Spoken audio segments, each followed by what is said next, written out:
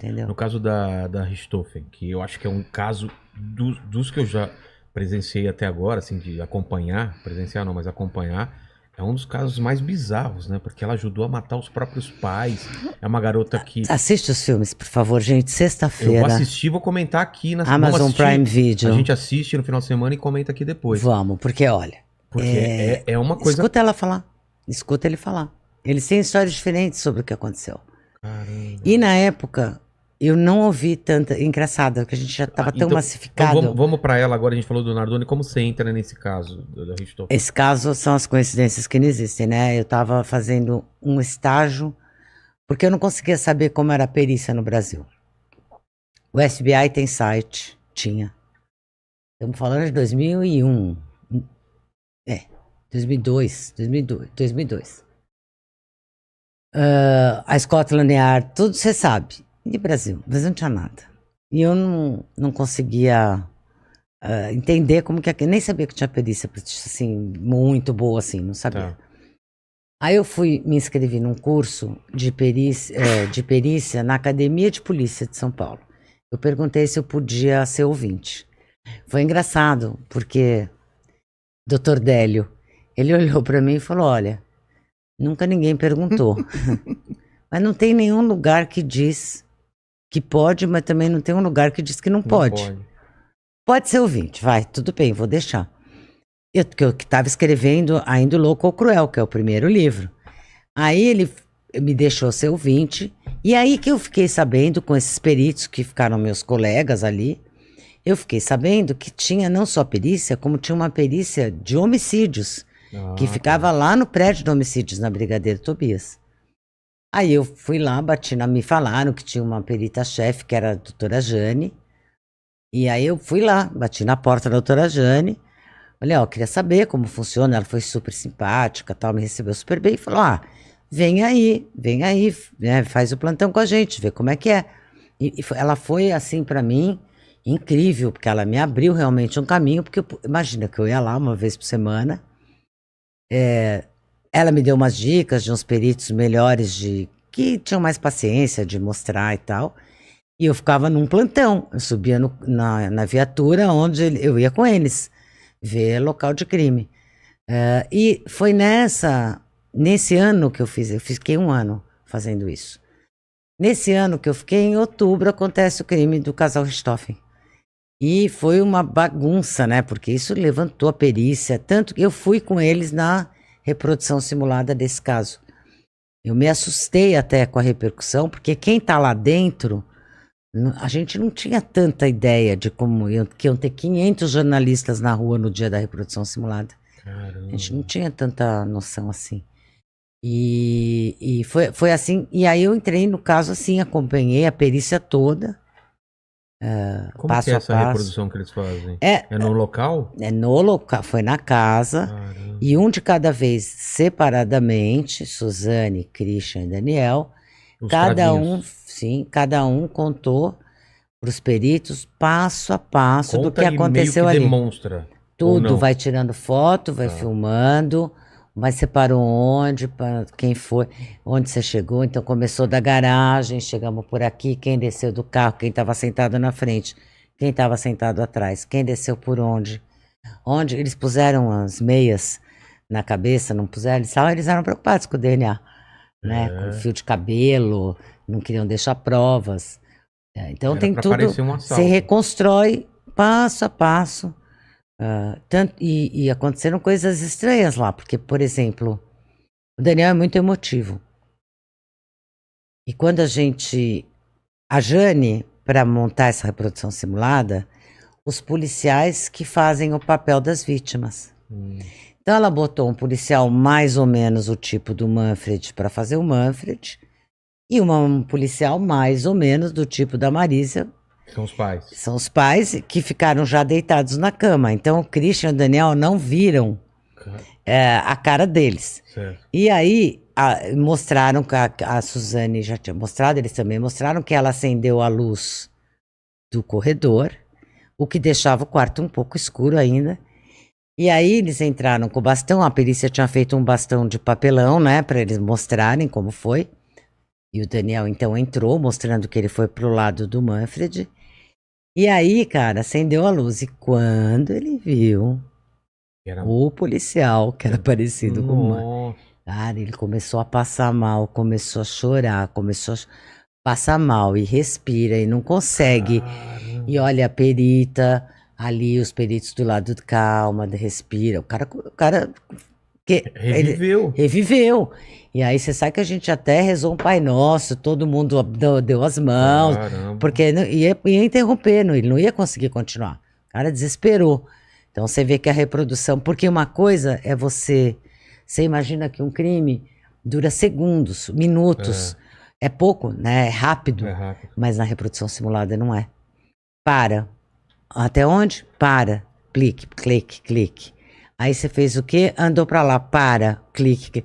Então, é muito vagaroso e realmente traz à tona um momento muito mais prolongado, uma memória muito mais prolongada. Caramba, e fizeram com os 3? Fizeram com os 3 em separado. E foi o único que desabou, os outros? Os outros não desabaram. O Christian, eu fiquei muito impressionada que a perna dele tremia tanto no começo, que a calça dele tremulava, assim, que nem uma bandeira no vento, sabe? Caramba. Tava bem nervoso. E ela é uma coisa estranha, assim, porque ela... muita gente fala frieza, né? Mas eu não ia... É uma distância. É como se ela estivesse contando uma história que não é dela. É muito longe, assim. A perita Jane pergunta para ela, fala assim, me conta o que aconteceu naquele dia. E ela sempre quer tirar 10, né? Ela é a melhor aluna do planeta. Aí ela pergunta assim, mas quer que eu comece da onde contar? Daquele dia de manhã? Pode começar daí, do dia de manhã. E aí é uma voz monocorde, assim, aquele dia de manhã eu acordei, tomei café com a minha mãe, meu pai, com meu irmão, aí fomos pra escola. Assim, e é como se não fosse... Gente, já tá contando o dia que os pais morreram, assassinados, estraçalhados. Parece que ela tá contando um filme. E ela tá contando uma... como, entendeu? Às vezes até um filme você conta mais envolvida. Mas um filme que ela nem gostou que você leu uma resenha, sabe exatamente. Assim? Eu vi que é um filme que fala de um casal. Então, eu não acho que é uma questão de ser fria. Entendeu? Por exemplo, ela estudou o processo para o júri. Olha, eu que não tenho nada a ver com isso, você que não tem nada a ver com isso, se você vê as fotos que tem no processo já é difícil, eu não posso imaginar se eu tivesse que ver essas fotos se fosse meu pai e minha mãe. Entendeu? Então, ela tem uma... É como se... É um split, na psicanálise fala bem. É uma distância, assim. Não é com ela, é outra, é outro. É o outro. Muito louco.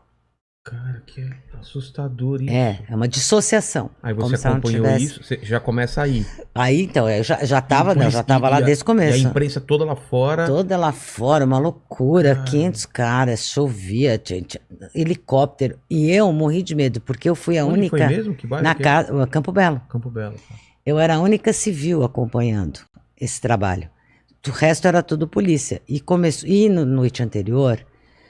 Um jornalista, que eu nunca vou falar o nome, me ligou, me ofereceu, tentando entrar numa questão de me oferecer uma grana para eu entrar com uma câmera.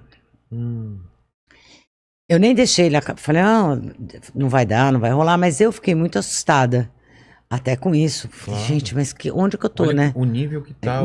E aí eu cheguei de manhã na reprodução simulada, a delegada bravíssima, e eu falei assim, doutora Cíntia Tucunduva, ela é brava, magrinha, brava. E ela olhou pra ele e falou, você é quem? Falei, eu tenho porque eu tinha uma autorização de uma juíza, tá? Pra estar lá. Não sou Suzane.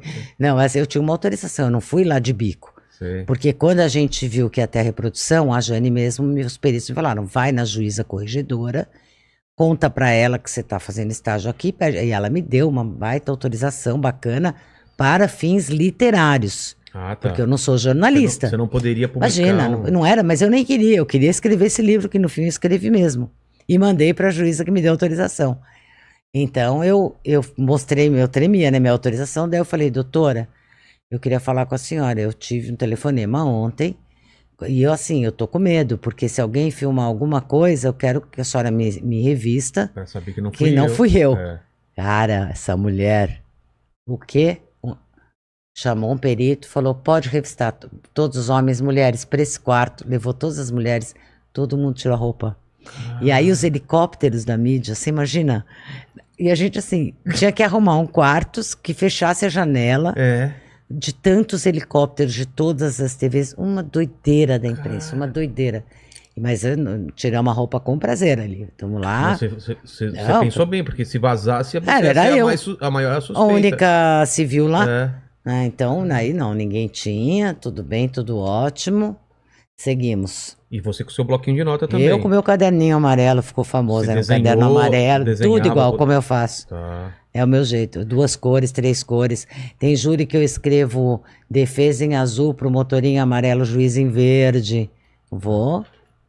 Caramba. Deve ter aqui alguma página assim. E aí, daí, vocês fizeram a reprodução, e daí qual foi o próximo passo? Não, aí depois da reprodução simulada, que eles já eram confessos. Durou umas 4, 5 horas. Mas, nossa, a gente chegou lá de manhã, saiu já era... só pra fazer o... porque é um de cada vez, faz tudo, né? E fala, e tem todo um protocolo. Demora. Reprodução simulada demora. Por isso que eu te falo, o crime é rápido, reproduzir não tanto.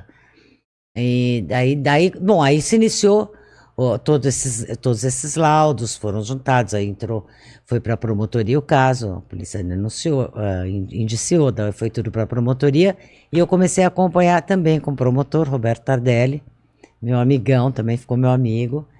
Por 4 anos eu ia no Fórum da Barra Funda toda semana. Não tem jeito, sem trabalhar, não dá. Você sabe que no júri da Richthofen, teve uma psicóloga que tinha uma senha, né? Tinha fila para entrar no júri e tal. E ela chegou lá, porque eu fiquei no plenário, o juiz me deu uma cadeira, aquelas cadeiras que dá para você pôr o caderno para escrever. Tipo escola. E eu tava então no plenário. E daí no intervalo, essa mulher veio pôr o dedo na carta com o juiz. Eu quero saber qual é o pistolão que tem que ter para estar aí também, porque eu tive que ficar na fila, pegar senha, e eu também tenho direito. Por que ela tá aí? Qual é o privilégio? Aí o juiz olhou para ela e falou, então, vamos combinar? Tem toda a razão. Quando a senhora quiser um caso, a senhora faz o seguinte, a senhora fica 4 anos vindo aqui toda semana. A senhora senta por 4 anos com o promotor, com o juiz, lê o processo. Convido a senhora a sentar aqui. Que isso? Fácil, né? Porque quem vê o livro pronto fala, nossa... Quer sentar na janelinha. Exatamente. Só que até ganhar confiança, não fazer nenhum estrago, acompanhar uma reprodução. Você acha que eu não tinha vontade de fazer minhas perguntas? Mas não você pode, estraga né? Mas eu vou estragar um trabalho? Mas nem pode, né? Não pode. Não. O que é pode? Conheço um monte de gente que já burlou regras, né? E eu não ia fazer isso. Eu fui ganhando a confiança de onde eu passei.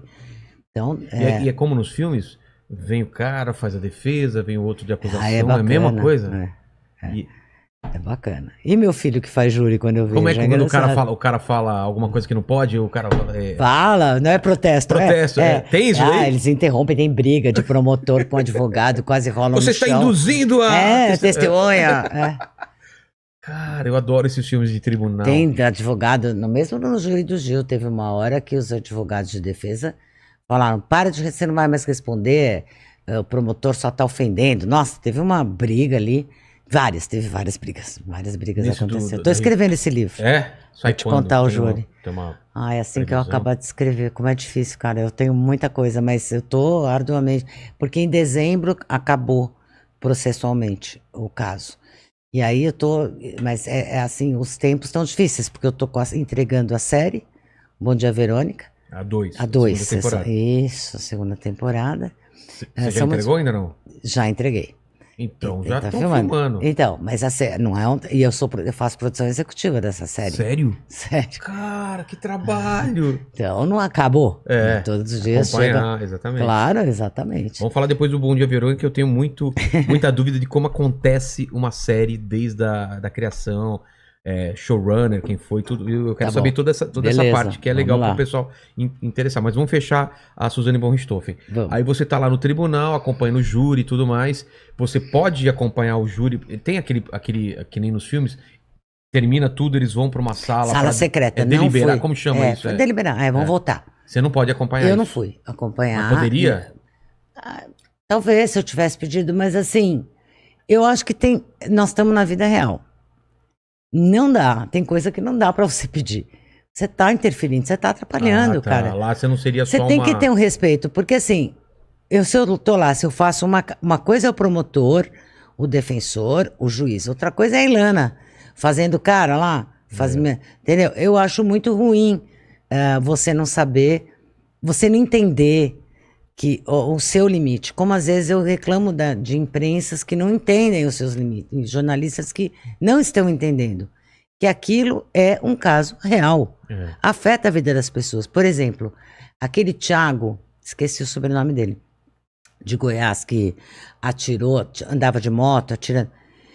Eu vi entrevistas de jornalistas com ele que deram cada ideia para ele. Gente, vocês estão na vida real. Você não pode, na tua pergunta, dar uma ideia de resposta para ele para o próximo. Por exemplo, você lembra? Por exemplo, sua mãe te batia muito? Oh, por favor. Isto não é uma, entendeu? Como assim? Induzindo. Entendeu? Induzindo, não, e não só dando ideia. Ai, porque olha, eu entendo. Você teve algum trauma? Alguém te abusou? Caramba. Você acha que elas te irritaram de alguma... Sabe, você vai construindo uma narrativa para o cara que não devia ter nenhuma, entendeu? E você vai alimentando ali. Enfim, precisa tomar cuidado. No caso da Suzana... Suzane. Desculpa, Suzana, não me mate. Não. Deus me livre. Veio aqui até o Bruno Bock, que já deu uns beijos na Suzane, certo? Certo. Você namoraria com Suzane? Não sei. Pense. Ela é bonita? Mas ela não matou o namorado. Então. Você não correria perigo. Mas... Isso que eu queria falar, porque todo mundo fala que ela é extremamente convincente e ela é apaixonante, que você... Muita gente se apaixonou por ela. Muita gente. Ao longo da história. Fora. Sim.